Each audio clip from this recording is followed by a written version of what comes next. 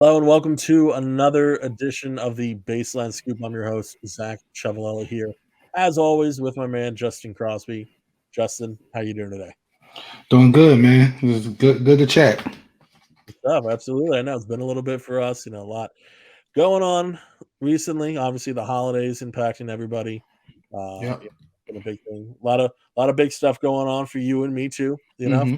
those, unaware. We are both now attending Philadelphia 76ers games as credentialed media, so that Yes. impacted our time to a degree, but all good stuff, all good stuff. Not complaining about that one bit. No. Woo, man, crazy how things change. Yes. Yeah, on today's episode of the Baseline Scoop, what we're going to be talking about, we're going to recap the Sixers Pacers game. We are going to also take a look at PJ Tucker, what's going on with him, as well as the recent positive play of one Matisse Thybulle. And I say recent, maybe all season long. Finally, we'll give you an all-star game fan vote update. Take a look at where Joel Embiid and James Harden are ranking. It's 89-84. Sixers, and they get inside. Unbelievable. Julius Erving had it beaming underneath. He was fouled. Oh, the baseline right side. Just in the air, palming over the right hand. Floating, reaching, and spinning it in. Watch this fantastic move by the Dodgers.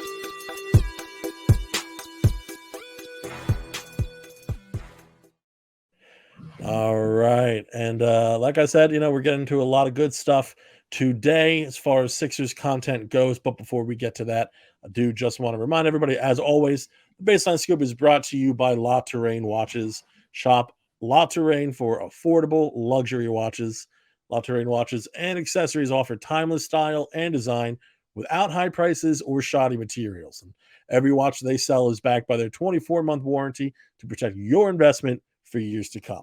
Pre-orders are now available for the new manifest. Definitely check that out. And don't forget code BLS10 for 10% off La Terrain watches.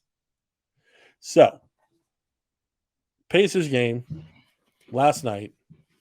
No Joel Embiid. Couple hours before the game, find out no Joel Embiid. Left foot Right. soreness. Uh, Immediate thought going through your head when you found Uh, that out. uh, I still felt like it was going to be a W. Um, but I was interested. My first thing was I was just interested to see Harden led team without Joel. Like I'm not even talking about when Joel's on the bench, but just in general, like how they were running offense. And then my second thing I thought was Harden's going to play 48 minutes. That was my second thought because Yeah, Doc does not say Harden at all. I think he leads the league in no, minutes probably. yeah. Um, so It's that an was my two interesting thing you thoughts. bring up though about Harden's minutes, and it's I feel like it's kind of like a compounded issue because um, Doc does tend to play his guys extended minutes. We've seen that. We've seen that with Harden. We've seen that with Embiid, even PJ Tucker, and we're going to touch on that a little bit more a little later on. Hmm. But the other thing is too is just historically Harden has also enjoyed playing A lot of a ton of minutes. minutes, so it's how much of it's Doc, how much of it's Harden. I mean, I think it's a pretty healthy mix of both. Hmm. Uh, I don't care whose idea it is. I don't love it. I'll be honest with you. It was necessary last night, but the consistency with which they do it is just I don't know. Just 43 minutes in a regular season game in the beginning of January. I don't love it. But again, you're shorthanded. You have to do what you have to do. It's a close game. Some would say closer than it had to be, but Yeah, for sure. basketball's a game. Basketball's a game of runs. That's what it is, right? Yep. So the important thing is that they stuck it out, that they pushed through. Who would you say you're most impressed with as far as their effort in last night's game? So the Because there's a lot obvious, of there's a lot of good names to pick I from. know it's obvious. Like the obvious answer is probably like Montrezl Harrell, right? Yeah, And like I'm not gonna take away from his performance. Like he played a really good game, probably his best game as a Sixer. And for sure. surprisingly on the defensive end, right, with some of those blocks and Yeah, stuff like that. Like offensively, all right, Trez has got to the line a couple times this season. He gets those drop off dunks and stuff like that. Cool, but the defense was better than it normally has been. But I don't know, yo. Like every time you look, like D'Anthony Melton is making a big play, a big shot. Like, yo, it was one big rebound last night that they needed, and he went and got it. And it's like you look up and it's like Tobias looking at the sky, and like whoever else is looking at the sky. And you see like Milton just like jumping up, two hands, like the best vertical at the combine, jumping up and getting. And it's one of those things where like I've been Melton has been dealing with like a little nagging back injury this season. And everybody talked about his athleticism when he came here. You saw it. Like he used to dunk on a lot of people in Memphis. Now he hasn't really dunked on anybody this year, and I think it has to do with just some of the like lingering back stuff. But like I think that like that's when we see his athleticism at his best on the defensive end and like scoring for those rebounds. So Melton had a key 3 in overtime, and he played good defense, and he's shooting very well. Like I think this is like I forgot what the stat was, but it's like maybe I think it was like his 14th game in a row hitting multiple threes or something like something crazy like that. No, you're right. Yeah. And it's like you think about it and you're like, he needs 3. Yeah, that's like 14th. He needs 3 more games to tie JJ Redick at 17. And when you look at the moniker of JJ Redick being a shooter, right, a movement shooter, and he's like JJ Redick 17. I think he's tied for second or something or he's second. But it's just like when you think about it, it's like you didn't think about Melton as a shooter, but he to me like he was my key guy, and I think like they don't even win that game if they don't have Melton on the court. No matter what Trez does, no matter what Harden does, like if they don't have Melton, like there's just no winning that game. And I feel like that's kind of been a consistent point throughout the season, and like it. Is he Joel Embiid? Is he James Harden? Like, no, obviously not. But that just shows the importance of. This is going to sound like an insult, but like role players, like a role player is not just like Reggie Bullock. Like, right. I mean, not to send any strays his way, but like Tobias Harris, like what's been great about his development is that he's turned into a perfect role player, and that's what D'Anthony Melton naturally is, especially in this Philadelphia 76ers. In conjunction with this roster, there's obviously been talks about him starting over Tyrese Maxey, and while I'm not obviously right now Maxey's coming back from injury, that's one thing. Long term, I don't think that's the solution. However, there is clearly a reason for that kind of talk because the way that he slides next to Harden defensively is huge. Yep. Mm-hmm. His vertical, his length. Let's not forget that. That's huge for obviously defensive tendencies, clogging lanes, but on top of that, rebounding as well, which is a known issue for the Sixers team. I haven't checked it in a while, I'll be honest with you, but I would put like $100 down that they're still the worst rebounding team in the league. Like there's no doubt in my mind. As you look up if they're the worst rebounding team in the league. But listen, like to have D'Anthony Melton for the price of a late first round pick, mind you, and Danny Green, I still can't get over it. It's just an absolute steal of a deal. The man fits like a glove, not only on the court, but off it. This is the kind of guy who the Sixers should be looking first available chance to lock him up long term because he's only 24. He's 24 and he adds so much to the team. Like it's again, it's not even just about his on the court play. Like not only is he a damn good player, but on top of that, he fits everywhere you need him to fit. He provides that rebound, he provides the defense. He's one of the top 3 and D like role players in the entire league. I agree. And to have that at a guard like he is, like that is it's super impressive. It's much needed. It's a breath of fresh air in Philadelphia. I can't even tell you really who the last 3 and D guard Philadelphia had, because we've had a lot of guards that can play defense but can't shoot. Does Danny Green count? And we've had but like a ball handling guard, and he's not a point. I'm not saying that, but like I'm talking about not a wing that he can play wing, but I'm talking about like an actual guard. Yeah. So I mean, like Drew Holiday is probably the closest thing. But like you talk about guys like Lou Williams, that's all offense. You talk about guys like Ben Simmons, that's all defense. Right. So to have a guy who can kind of do it all is just it's refreshing. It didn't cost much, which is incredible. And so he's a guy you got to hold on to for dear life. So hopefully that is the case.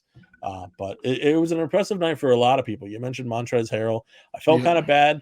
I think my lone tweet about Montrezl Harrell for the night was about how he did not box out Buddy Hield, and Buddy Hield got a putback on against him. Yeah, that was And ridiculous. it's like But that can't happen. That can't that's the that can't Sixers happen. But it thing. was the best. It's the Sixers thing. You're right. You're right. And it's part strategy. It's part personnel. I don't think you can ever say rebounding is such a hustle stat so many times, right? I don't think you can say about Trez that he doesn't hustle. I mean, the guy, like, if there's one thing you can say about him is that he's got a high energy level. I don't think he's got the highest rebounding IQ. I'll say that. But the guy has heart. He's got guts. He's got hustle. Like that's him to a T. So, like I said, I felt bad having that be my only comment about him during the game. However, it was absolutely his best game as a Sixer. This is only going to further instill confidence in Doc Rivers to play that he him. should be the backup. But I will say forward. this, and we'll talk about this a little later too, or touch on part of this. But I'm happy that Doc went with Trez later in the game when PJ was clearly playing like shit. Well, yeah. So here's the thing. Like, first, and there's layers to this, right? Because not only and we'll get to that because I want to focus on that. But let's start first on Montrez is still coming off the bench. Right. Now he's playing starters minutes, but you go small with PJ Tucker to start. Now, that right there, I think, was the first right decision, just because you're just not putting Trez in an awkward position of changing role to starter. You know? So to have him kind of just play his role but extend it a little bit, got to give Doc credit on that, and got to give Trez credit for handling it. But now let's get to the end of the game, like you were saying. And then, so PJ, and we'll talk about it, but PJ was having a terrible game. And I just feel like, I don't want to get into PJ right now, but Doc decided, and it might have been like 4 minutes to go or some shit after like PJ had this like fumbling, bumbling half court. He dived clearly when the ball wasn't there anymore. Like he's just like, oh, I got to put somebody else in. So in my head, I'm like, he's probably going to go. Like in my head, I'm like, is he going with Tobias at the 5? But then he put Trez back in, and give credit to him. Trez played really well at the end of the fourth and overtime to help really put them over the edge of that game. And you got to give flowers to Trez. We talk trash about Trez. More so, we won't talk trash. We just talk about his defense and how his defense hasn't been up to par. And it's not necessarily. I mean, it's that what they call brutal honesty. Yeah, it's sometimes constructive it's criticism. An excuse to be a dick, but like it's criticism. Yeah, I mean, sometimes it's hatred, sometimes it's venom. But like what I will say is like there, and I think Trez would say it too. Like he knows there's stuff that he could do better. Mm-hmm. And if you listen to him talk, Sean Bernard, actually former PSNer Sean Bernard, now with Heavy, asked him a great question last night, and he really went into like his passion and how hard he works at the game, and it really gave me a whole new appreciation for Trez, right? Because it's and I please understand everybody that this is me complimenting this man when I say this, right? But if you look at him compared to some other players around the league, frankly speaking, he is not as, let's say, skilled as some of those other players. However, everything he has through hard work. He was talking about how he has not taken a vacation since he's come into the league. He lives and breathes basketball, right? And a lot of this guy, the guys will say that and they're just puffing smoke and stuff like that. But like there is like a certain believability based on everything else he's always said and how he's acted and everything like that. Like when you watch Trez in the summertime, like if you follow him on social media or something like that, like he's literally playing pickup games in every league that you think that you can play in. Like there was actually an Atlanta league that was going on for 6 weeks. He played all 6 weeks. Crazy. In Atlanta. In the NBA offseason. It's crazy. So, I mean, like, you can't question his love for the game. Like I said, what he has through hard work. So you got to absolutely give him credit for that. And I think that if he can string together a few more games like this, and if he can kind of really just focus a bit more defensively, perhaps the narrative can change. And, There's always going to be a ceiling, okay? Just yes, because, like I said, the skill set's not there. But if he can play just a little bit more frequently like he did last night, then yeah, I think that it's not going to be as bitter a pill for Philadelphia as it has been. and also I think I've read somewhere or there was a quote or something basically saying that the reason Trez is just taking over the backup center role is, quite frankly, Harden just likes playing with him better. And Which is a little odd, I gotta say. Like, so, and I get it. Like, it makes sense because they have the Houston connection, right? So, like, off the court makes total sense. The guy can't jump like he used to. Like, so as far as like a role option, he doesn't really have it there. Reed's got a lot more spring in his step. Now, he didn't add whatever he said he was going to add like 40 inches to his vertical this offseason.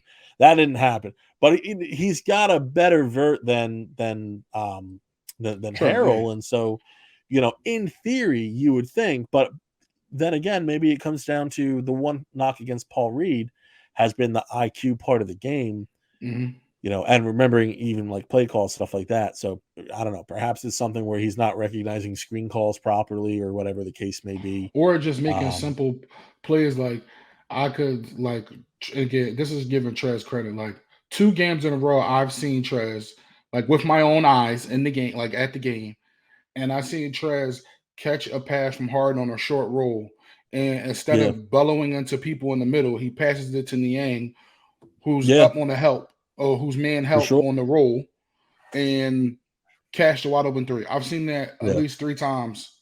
He's a You know, far better playmaker than Paul Reed at this point in both of their careers, and that's yeah, something that, can Reed work on that? Absolutely. yeah. The sky is still, the limit or whatever for Paul Reed. Like another guy who he does clearly work hard at his game and he is younger. So can he develop that? Sure. Take this time to learn from Trez, and understand how to do that. So that way you can take his minutes from him. But I think you're right. I think that's another aspect of Trez's game that is often overlooked, but him, Harden, and Niang is actually half decent. Like it just sounds like a nightmare defensively, Yes. but And speaking but of that's defense, yeah. we're going to talk about Harden's defense last night. Listen, and that was the other thing I wanted to get to because when we're talking about who the stars were, I mean, my goodness, that block. Yo, but see, the thing is, like, for them to go at, first of all, they Yeah, went at Harden knowing yeah, that there was no Embiid in the middle. Because if Embiid sure, was in sure, the sure. middle, he would just probably close out Yeah, to Miles Turner or whatever, but he probably be like, listen, I'm gonna go block it. So I felt yeah, like that's what but they went at him. And yes, Harden did get cooked a couple times. Like he a couple absolutely got times. cooked a couple times. Yeah, But then there were other times where he held his own. yeah, He got a couple deflections, and sure. then he And got that a big one on steal, Mathurin when it mattered. and then the steal on Halliburton, and then the block, the clutch Yeah, block at the end. And I've seen people online complaining like, "Oh, he pushed him in the back," and it's like, not really. no. And It's it's no. And at the end of the day, if he did, you got James freaking Harden and you yeah. got some rookie. They're not going to call that on James Harden. Well, so the thing is, right, and I want to get back to that last point you talked about because Mathurin was real heated, like during that whole, not just that play, but like towards the end of the game. But listen, if you got an arm on the guy, that's not inherently a foul either. Like Right. if you are extending, if you are altering, if you are like that is where that can potentially separate, and maybe that was what was happening too, but really just watching the whole game for Harden and how he played defensively, like yeah, they obviously went at him and there were times where he didn't, he couldn't keep in front of his man and stuff like that. Actually played pretty solid defense. This is what I like that Philadelphia did. Solid defense guarding Miles Turner. Now, if Mm-hmm. you saw like on the low block, like because that's the thing, Harden is strong. Like that's the thing Yeah. that people like overlook so often is that he's actually a strong guy, right? So he's And, able to hold his own against Miles Turner, who's a little bit more like a finesse center, like yeah, but still like, slender. but it's useful, like so to have that. And I mean he's not throwing sky hooks or nothing like that, Turner, or at least not accurately. So I thought that was a really good, and I'd have to rewatch the game. I haven't gotten a chance to rewatch it yet, but so I don't know if it was off a switch. I don't know if it was by design. All I know is that in situations like that, those Miles Turner type centers, if Joel Embiid's not on the court, I don't mind James Harden being on those guys. Yeah, it was switching. They were trying to switch whoever was guarding Halliburton, which was like it's just the way It it was played out. Melton for most of the night. Yeah, and then like it was somehow switching hard and would get on Turner sometimes Yeah. or whatever. But the one thing I will say, being in person, people have a lot to say about James Harden being out of shape and stuff like that. Yo, when I saw him up close and personal, like he's not in like he's in good shape. Like I don't see where people like called him fat and stuff like that. Like I really didn't see it. I don't know. I really didn't see it. So Yeah, I feel like the thing with Harden is I don't know if the man gets like bloated or stuff like that or like what, but like or if he just like sticks his gut out when he knows people are taking pictures, but like a couple he nights of does drinking and like eating catch up to yeah, him. for sure. Like I mean, he goes through like these peaks and valleys where like these pictures come out and it's like Harden doesn't look like he's on his diet or stuff Yeah. like that, but it's like you watch him in the game and maybe he doesn't have the same burst that he once did, which I don't think you can necessarily be surprised by that considering his age, considering the injury history, but he still has, I would say, solid burst considering the workload he's seen in his career, and on top of that, the endurance. I mean, we talked about how many minutes the guy plays each and every night. Like And that's why he missed you those can't 2 do free that in bad throws. shape. You can't do Right. that in bad shape. But that's why I think he missed those free throws last night because he was I tired. agree. I agree. I think he But was here's the tired. thing, though. He took that, and this is it wasn't even Harden. This is what was great about how resilient the team was as a whole. He took that, and he used it as motivation to make a play on the other end, right? And so we saw this with Tyrese Maxey in the game as well, where this is at the end of regulation, where he missed that wide open three, right? And back breaking. Sixers down 4, I think it was like 56 seconds left in the game, something like that. And he gets the steal on the other end, and he's able to drive to the lane. I think he ended up missing the shot, but Harris was right there for the follow-up, if I remember correctly. Yeah. So you had the dunk. But he created that opportunity. Yep. So by taking the emotion of letting your team down in that moment and putting it towards good use, just like with Harden, he missed those free throws, but then he goes again on the other end and plays some hard-nosed defense like that. I mean, just absolutely fantastic stuff. But we got the clip here. Andy, why don't we roll the clip just so everyone can enjoy that one more time? I mean, look at that. Absolutely fantastic. Open for a second, and then James. It's not even the full arm. It's a slight hand. Like that's not something that I don't care who you are. Like end of game situation, like that's not going to be called. That's not going to be called. Let alone the fact that and I hate the superstar whistle. Like I'm not a fan of that. It does exist. It is what it is. But Mathurin was clearly getting frustrated at the end of that game because he was not getting what he thought he should be getting for calls. And meanwhile, James Harden was getting certain calls his way. I think it was who took a charge? Was it Trez? Yeah. Who took a charge against him at first? And then he took another one. Well, he's about to take but another it's one. in the restricted section. Yeah, he's like, yo, the young guy is going to just try to jump from the free throw line, so I'm gonna just stand in here and. But good on Trez for reading him like a book, because that is Mathurin's kind of MO, is that there's a little bit of him that's kind of like, bull in a china shop-ish, where he just kind of can, and he's a great player, mind you, like he's one of the most impressive rookies that I've seen in this class. Yeah, for sure. But he's a rookie. He does get out of control from time to time. And the Pacers opted to run most of their offense through him at the end of games because he is electric. But when you do that, with a rookie, you have to take both sides of the sword, as it were. So it worked out in Philadelphia's favor. They end up taking the game. They've now, what are they up to? Because they won they won 11. 12 of 14? 11 of 13. 11 of 13. They're on a 3-game win streak, and I think they're 8-2 in their last 10. Yep, and Listen, 11 I'll to take that. 13. I know that some of the teams haven't been that impressive, but when you look, they overcame the New Orleans Pelicans, and I get that Zion left later in the game, They but were going to win that game regardless. I think they were going to win that game regardless too. But you also look at this Indiana team was pretty hot coming in. I think they were 6-1 in their last 7. Yeah, won 4 Something straight. such as that. Like this is an Indiana team that is much better than anyone expected at the start of the season. Number So, 1 in pace in the NBA. yeah, and it figures with the Pacers. Yes. Yeah. And you can tell because 1, they're young, right? 2, Yeah. Tyrese Halliburton really, really pushes. Like For you watch sure. it, he pushes the pace. He Yeah. really does. Like Yeah. he gets the ball and he's out, and everybody's out with him. And when you got Buddy Hill running with you, you're going to lead the league in fast break points and pace. Yeah, Buddy Hield is, oh man, what a long, strange trip that was, thinking that I pounded the table for him to come to Philadelphia for so long. I mean, Tyrese For Halliburton long. and Buddy Hill Like for Ben Simmons was supposed to be the thing, and Tobias and all that. But yeah, but you heard all kinds of stuff. You heard about, there's going to be 2 first-round picks from Sacramento coming over, and yeah, and all that stuff. But it's just then Matisse was in the deal, but they didn't want to trade Matisse. But now they're gonna use I was Matisse. really, yeah. Well, listen, I mean, the thing I'll say about that, is there were rumors of Tyrese Halliburton coming to Philadelphia. Tyrese Halliburton himself was even aware of them. But with that being said, everything that I always heard was that Sacramento wanted to send De'Aaron Fox back, which would not have been a bad thing either with the way Fox has played.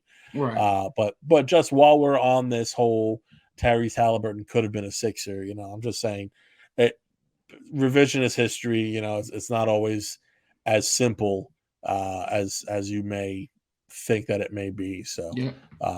But no, Buddy Hield, I was super fond of. I actually have a friend who she knows Buddy. She's I believe they're both from Freeport in the Bahamas. But she grew up, with people knowing Buddy and all that stuff. So me and her would talk all the time, and I'm still waiting for her to get that introduction going so we can get Buddy on this pod. Yeah. But no, baseline scoop, absolutely Buddy Hield supporters. But we're very glad that he did not get the win last night. So Sixers end up overcoming. But you talked about PJ Tucker earlier, and I want to circle back to that because he's been obviously a major talking point for people in Philadelphia for some time now. And Sixers fans are absolutely ruthless with the situation. And I get it. You're paying a what's he, 33? Is he 33? 30? Is he 37? 34. No, he's 37. Yes. He's 37. Yes, he's 37. Right. So you're paying a 37-year-old like 10-ish million, for 3 years, and he's contributing goose eggs and points, time and time again. Dude's going to be 38 in May. Like, I get it, right? Like, it's not ideal for what a typical NBA fan wants to see. And that's if they're paying somebody, they typically want somebody younger and they want that person to score, right? So PJ Tucker, the antithesis of it. With that being said, I think considering all factors, he has played fine this year. And I'm not going any better than that. I'm saying fine, right? So he has played well as a defender situationally. It's important to look at and be honest about the type of player that Tucker defends best, right? So a matchup against Indiana, that's not necessarily the most favorable matchup for him, right? He's actually better when he can get physical with, and this is going to be like shocking, but a Giannis, a Kevin Durant, I Tatum, like those like scoring, 3-4s and guys who kind of try and work it in, try and be a little bit more physical. Durant's a little bit more of a finesse guy, but he has a little bit of a problem, with that physicality on occasion, as much as Kevin Durant has problems on the court. But, so Tucker's played, I would say, fine in that regard. Offense has been a complete nightmare, obviously, right? But the big reason for it, and then I'll let you get to this point, the man's playing with a dead hand. I mean, we can't gloss over that. Shooting hand. He has nerve Shooting hand, damage. yeah, a dead Well, not nerve shooting damage, but hand, like, nerve issues, whatever. it's gone. It's just gone. It's not there. He's holding up one hand, the other one's just gone. They can't find it. You know, he may have left it in Miami. But like, listen, this is a problem, and this goes back to what we were talking about at the beginning with Doc Rivers and the minutes that he plays people, right? So in James Harden's situation, you have that like mutual blame that you can assess, right? You can't, or I listen.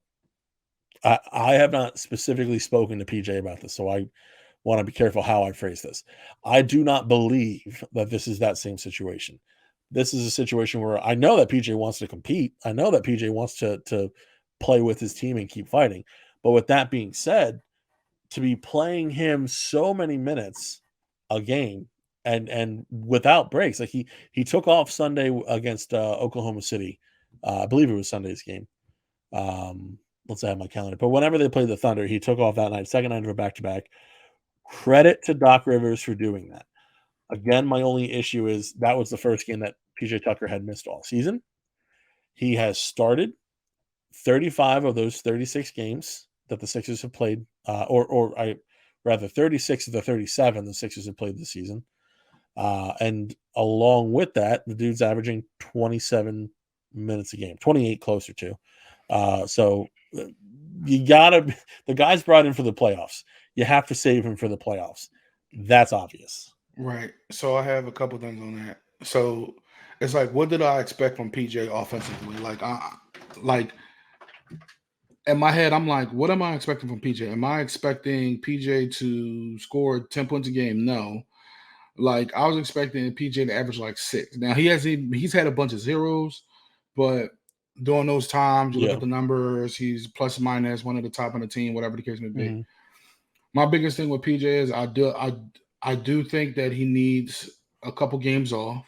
Yeah. I do think that because it's clear and obvious, like he wants to play. So whether or not like he's just like a warrior and I'm gonna be out there or whatever, like that's what it seems like, right? Even when yesterday he got hurt and it seemed like he got back out there because he just wants to play, like he wants to be on the court. And I get it. I do give credit to Doc that when it's not working with PJ, especially later in those games, he goes to maybe recently yesterday he did the 3-guard lineup. Yeah. A couple other times he's played either Shake Milton or George Niang in PJ's spot, which makes a lot of sense offensively, especially in late in games. So I give Doc the credit. Like when it's not working with PJ and it's hindering the offense, I give Doc the credit for pulling them out. Where it's like some games PJ comes out with like 6 minutes to go in the third and you don't see him again, right? And that's how it should be, particularly with matchups.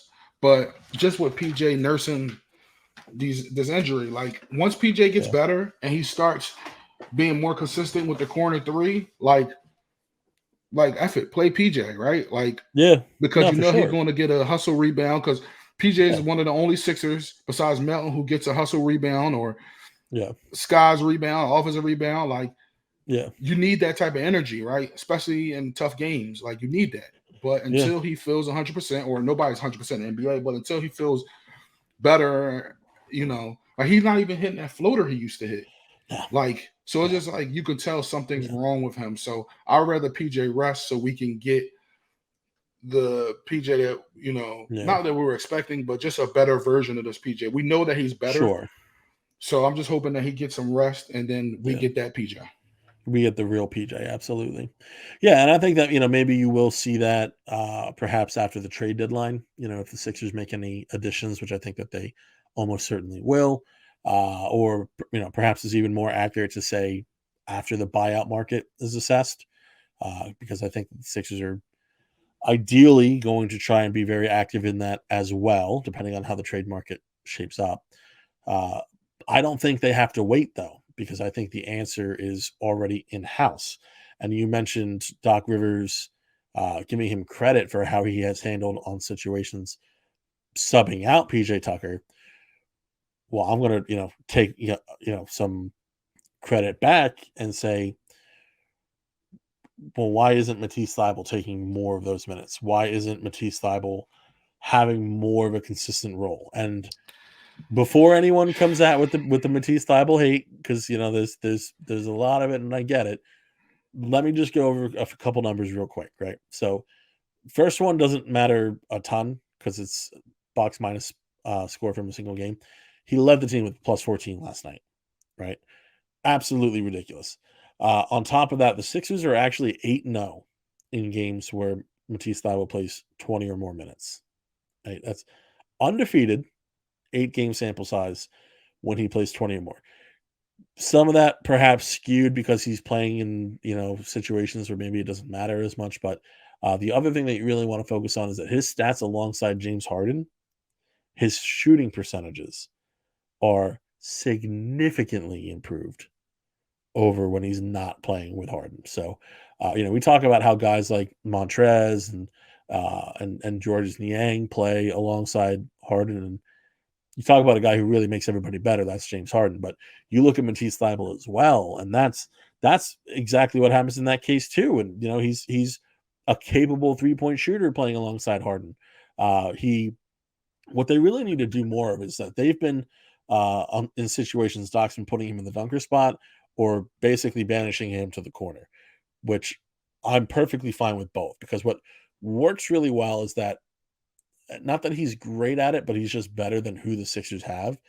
But Thybulle as a cutter, like baseline cutter, absolutely improved over basically the rest of the team.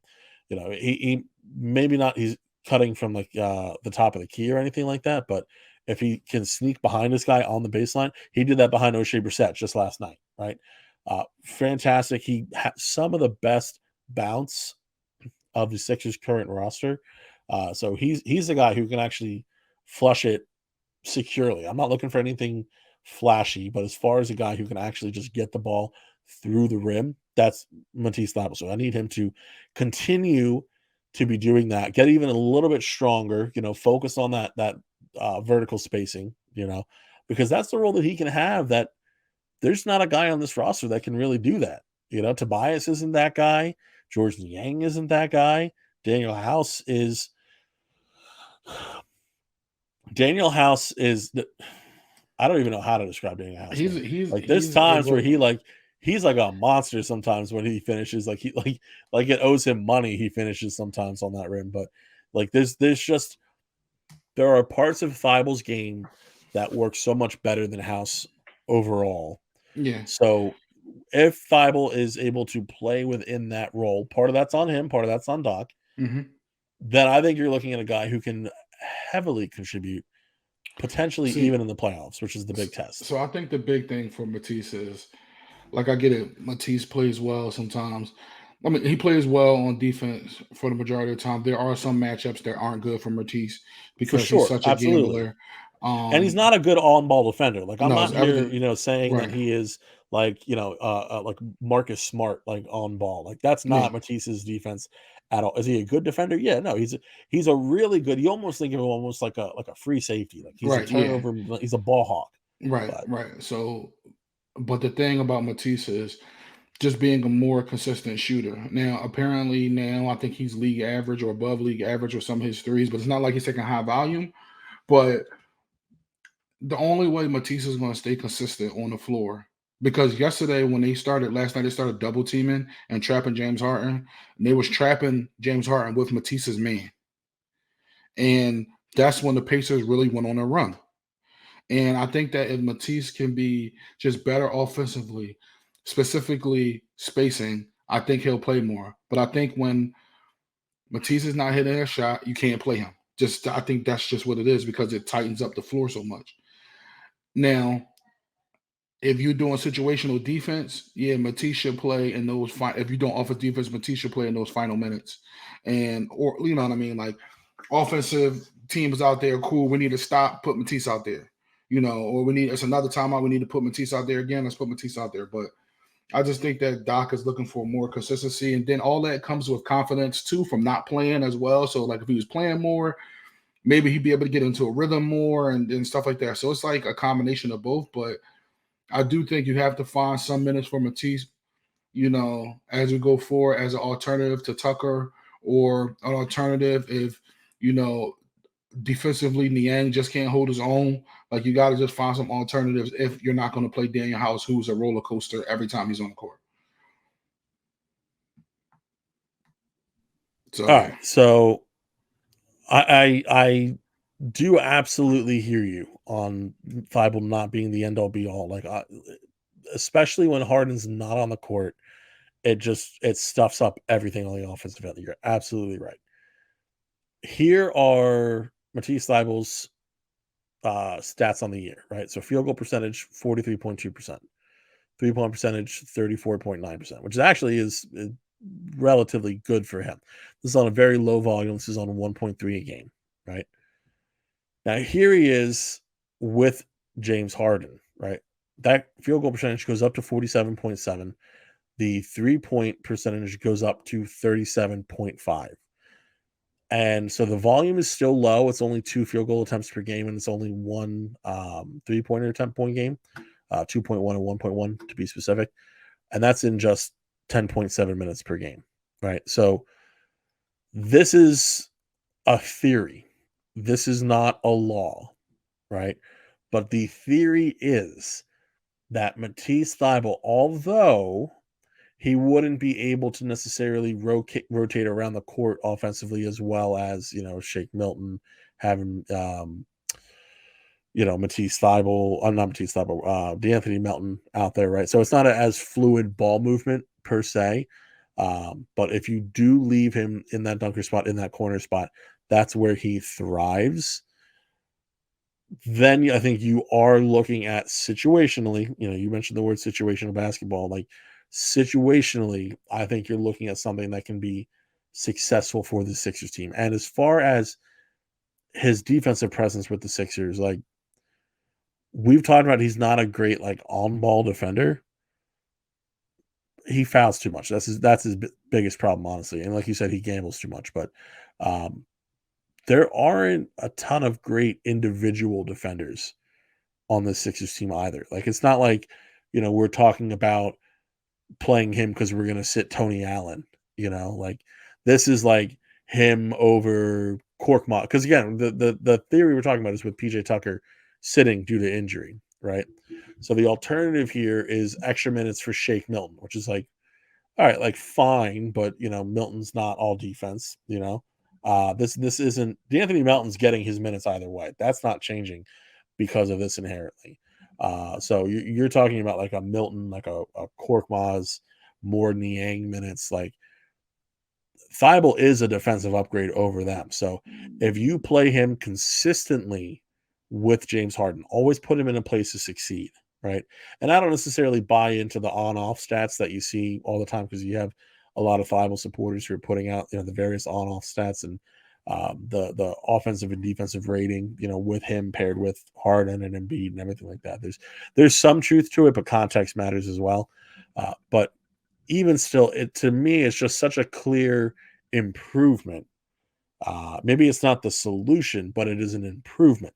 And until you have that solution, which is either a healthy PJ Tucker or a move by the deadline or a move on the buyout market, this to me seems to be the clear and obvious choice to get Tucker in a place where he can get himself healthy, get himself right, and be the PJ Tucker that we were expecting when we initially signed him in the offseason. So agree. All right. Well, so listen, we could debate all day and night about, is Matisse Thybulle helpful or not? And here's the other thing. One more thing real quick, right? We got to rebuild this man's trade value, okay? Because you're going to lose him in the offseason for nothing. The odds of the Sixers reaching an extension, or not even an extension, but re-signing him, I do not feel are very high. No. That being said, he's a restricted free agent too. So more than likely, there will be someone who's willing to pay more than the Sixers. It's not as though you're going to be able to get him on a steal of a deal, though. I mean, he's not going to be seeking out like 20 million or something like that. But the point is that somebody's going to offer him more than you want to pay for him. So rebuild his value a little bit too, right before the trade deadline. Like there's literally no downfall. Like either he succeeds and you can utilize him going forward, or he fails and you know for sure this isn't going to work, or he kind of succeeds and you rebuild the trade value a little bit before the deadline. So no flaw, if you ask me. And don't even try to point one out. So, but we're getting closer to. I mentioned the trade deadline, but we're also getting closer to the All-Star game. And today, obviously, the first fan results came out, and I gotta say, there's a little bit of a surprise for me personally that I was not expecting. Andy, do we have the results of the first fan vote? But what we have is actually Joel Embiid overtaking Jason Tatum for third in the Eastern Conference. And I'll be honest, that kind of shocked me. I get it's the fan vote, but for Embiid, who was trailing, I think he was in fourth for a long time there, but to be into that third spot, which this obviously is not the end all be all because there's still the other contributing factors for the voting. But to have him considered good enough to be the starter, and when I say good enough, obviously he's good enough, but this is a loaded Eastern Conference front court. So to have him kind of earn that fan spot over Jason Tatum and what would be a starting spot when we were thinking that he would have to take that first, bench spot. Awesome. I love it. I absolutely love it. And I think it's well deserved too. It's kind of counterintuitive to vote against Jason Tatum just purely on the fact of the Celtics and what they've been able to do this year. You're talking about the number one team in the East, but Joel Embiid's been special, man. And so I think this is some well-earned recognition. Yep, and the Celtics are, I won't say trending downward, but they have struggled a little bit as of recent. But I'm 5-5 surprised, 10, yeah, and I'm surprised as well about Joel being third. But Sixers fans continue to run up the votes. And speaking of third, James Harden and yeah, third fan vote right now, literally like not too far behind Donovan Mitchell. yeah. And Which the 71-point game, I think that he may not be able to catch up to Mitchell at this point, but he is still within striking distance. You're right. yeah, and to me, this goes to show that the fan vote is different from the coaches vote, but I just do think For that sure. some people was like, "Oh, Harden's not going to be an All Star this year." I definitely think he's going to be an All Star this year, especially the way the Sixers have been playing as of recent, and it all matters to what he Yeah. does on the court. He'd probably lead the league in assists, still averaging like 22, 23, playing all his minutes. The coach is still game playing for him, like, you know what I mean? So it would be cool to see Harden overtake Mitchell to get a starting spot, but I think Mitchell has deserved it. And I'm actually surprised he's over Jaylen Brown. Again, talk about the Celtics and how they've been playing. I think that's that. And then was also Yeah. surprising to me in general, like outside of the Sixers, was for the East is, Trae Young being so far down, but the Hawks Yeah. haven't played up to expectation. And No. it's a lot of stuff going on with Trae and the Hawks and trades and Yeah. whether him and McMillan get along. And same thing with the Bulls. When they were winning last year, DeMar was up there. Now DeMar's not People up there talked about because him for MVP last year, DeMar. so that was surprising to see, but not as surprising. But I'm happy to see Yeah, you to got a a couple degree. Sixers in there. Yeah. I mean, it's definitely going to be close. When we talk about the reserves and who the coaches are going to vote for when it comes to those reserves. Listen, you get what, two guards, three front court, and two either spot on the bench. The coaches vote for. Is that right? Yeah, For the bench. I guess 2 wild cards. Yeah, because it's like it's 12 total on the team. Yeah. So like there are definitely chances. Like I think Jaylen Brown will get some votes Yeah. from the coaches. Obviously, Mhm. he's done well in the fan vote. I think Tyrese Halliburton is going to be very valued by the coaches this season. I do too. I'm I being think he'll flat be a honest. first-time All-Star. Both him and Darius Garland is the other guy who I'm thinking may also be valued by the coaches. Yep. So it is not a sure thing for Harden, I will say. But with that being said, I do feel pretty confident that he will make it into because effectively there's 4 chances for him, right? So even looking at the other members of the front court, right? So Tatum, Butler, Siakam, like they're gonna make it. It would be shocking if they didn't, right? So there's your 3 bench front court players right there. There's still 4 spots to go. So I'd be surprised if James Harden doesn't make it. It is not a guarantee though, so that's just something to keep in mind. But was there anyone that surprised you, perhaps in like the Western Conference, as far as where anyone ranked? I mean, there's one guy that's, I mean, he's like the clown, that meme with the clown in the going around the corner with the guys in the army.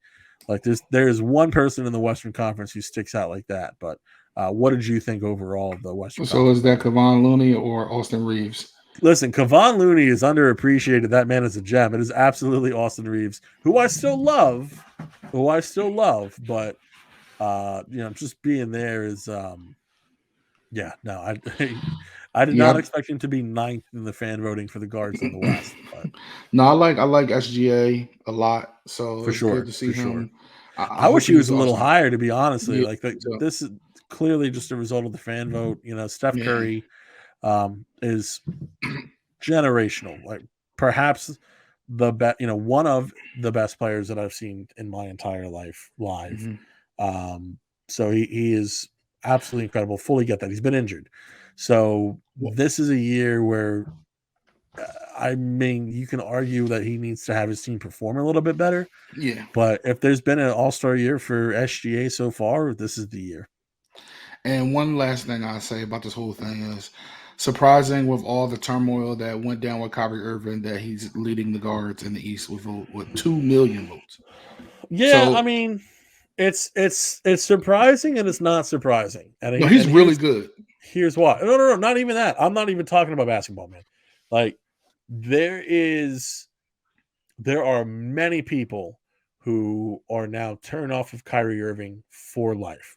Mhm. He absolutely has, and I'm not even going to say that word because I don't even want to, be offensive. But there's a dedicated following Mhm.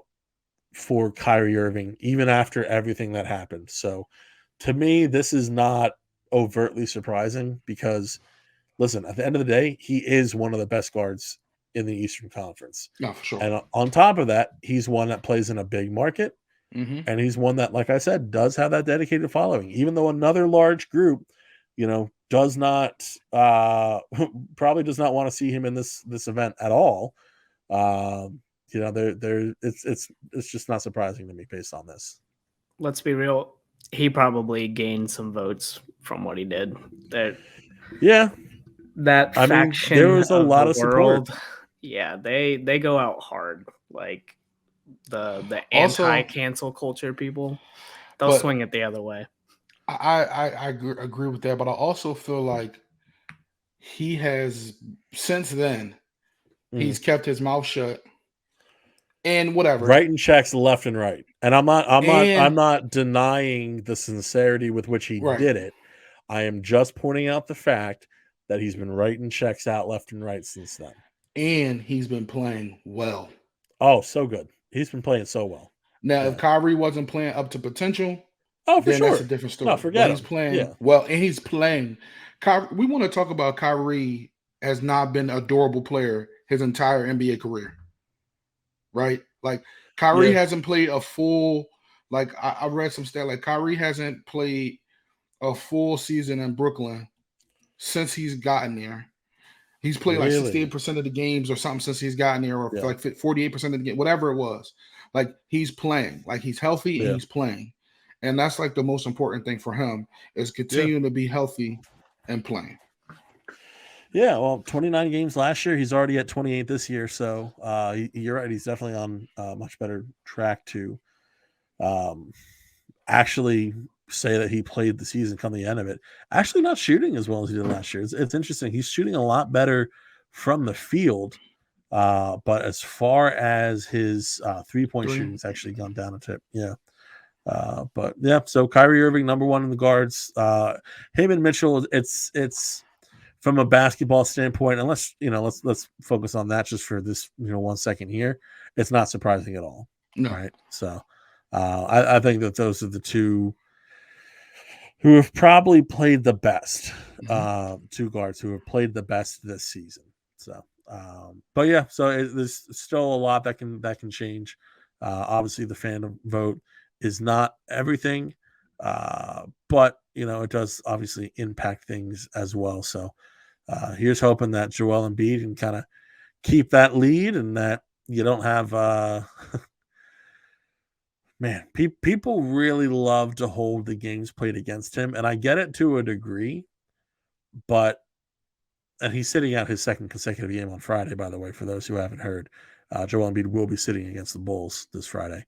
Um, he's been so impressive, man. I mean, when was the last time that we've seen a center do what he's doing? Like, and to the degree that he's doing it, like the skill set, like we've never seen it. Like we've never seen a two-way player who and he can't handle the ball like a guard, even though he thinks he can, but a two-way player who has some semblance of a good handle, good passing awareness. Um, I mean, it's just an unbelievable scorer. Like just because he wants to, he can put up like 20 in the first quarter. It's absolutely insane. So um it feels good to be able to watch him. Especially now, you and I being able to watch up close and personal at the games. It's definitely been one of the joys of being there live. But like I said, still a lot of ways to go. Sixers taking on Chicago Bulls Friday nights. So we'll see. Probably when do they play the Bulls next this season after Friday?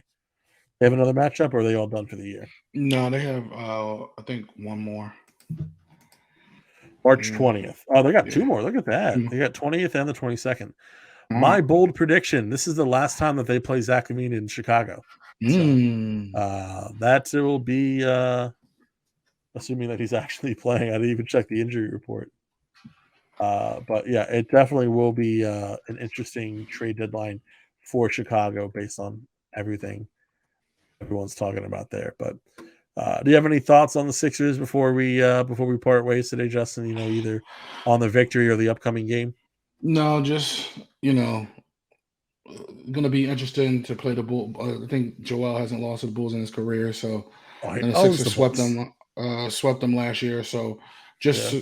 trying to see if they still had the Bulls number, and I don't think anybody on the Bulls can guard Harden, Yeah. or honestly Maxey if Maxey playing. So it's interesting to see the 3-guard lineup because this is the game to bring it out with. To me, because Vooch, he'll Yeah. do his damage, but it'll be interesting to see how that goes. And also if PJ And plays. honestly, he's a guy who I wouldn't mind, like I said, playing Harden low and kind of just trying to force the guy to the top of the key, playing low in the center. I Yeah. wouldn't mind seeing that against Vooch also because he's much more of a spacing center. And if PJ plays, he'll probably guard DeMar. Yeah, and that's another matchup that I'm talking about. Like I think PJ on DeMar is actually a good matchup for PJ. Yeah, I agree. Just a little bit more physical, that bigger wing almost. But Lonzo obviously is still out for Chicago. Javonte Green and Alex Caruso are both day to day for Philadelphia. It's just Joel Embiid right now. So, which is a shame because, like you said, Joel plays very well against the Bulls. 33.5 points per game he averages against Chicago. Absolutely great. Love it. But unfortunately, not going to have it tomorrow. So we'll see what happens. But hopefully, Philadelphia goes for their fourth straight win. For now, I've been Zach Chavalella. He's been Justin. And we just hit you with the Baseline Scoop. Peace. It's 89-84. Sixers, and they get inside.